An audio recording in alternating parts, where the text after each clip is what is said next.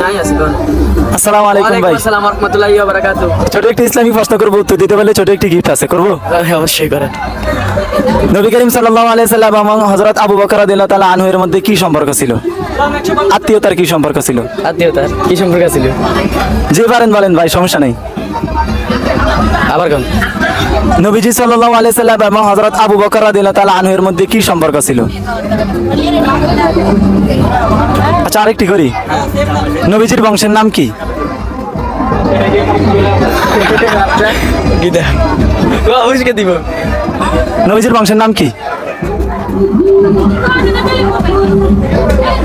আরেকটি করি। হ্যাঁ, কত খ্রিস্টাব্দে নবীজি সাল্লাল্লাহু আলাইহি সাল্লাম জন্মগ্রহণ করেন? কত পৃষ্ঠা থেকে?